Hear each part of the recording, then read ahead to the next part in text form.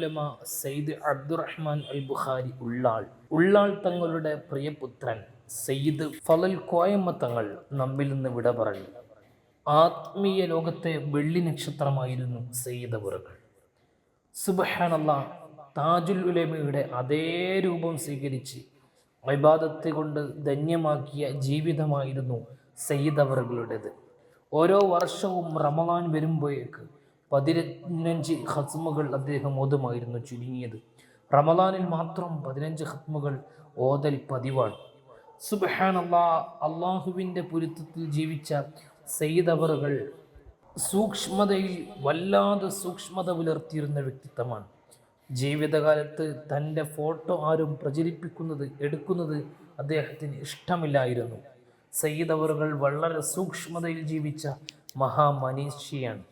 നമ്മുടെയൊക്കെ സദസ്സുകളിൽ ഒരുപാട് നേതൃത്വം നൽകിയ സയ്യിദ് അവറുകൾ അദ്ദേഹത്തിൻ്റെ ദുആയിൽ തന്നെ നല്ല ഉപദേശവും ഉൾക്കൊള്ളുന്ന നല്ല ദുആ ആയിരുന്നു ഉണ്ടായിരുന്നത്. സയ്യിദ് അവറുകളുടെ വിയോഗം തീരാ നഷ്ടമാണ്.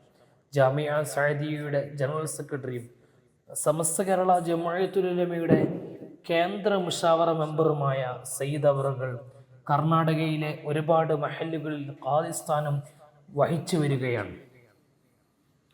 കൂറത്ത് എന്ന് പറയുന്ന പ്രദേശത്ത് അദ്ദേഹം ഒരുപാട് വർഷമായി ഖാദിയും അതുപോലെ തന്നെ അവിടുത്തെ എല്ലാമായി സേവനം ചെയ്തു വരുന്നു. കർണാടകയിലെ മാംഗ്ലൂർ ഉള്ളാള ഭാഗങ്ങളിൽ താജുൽ ഉലമയ്ക്ക് ശേഷം ഖാദിയായി അദ്ദേഹം അവരോധിക്കപ്പെടുകയാണ്.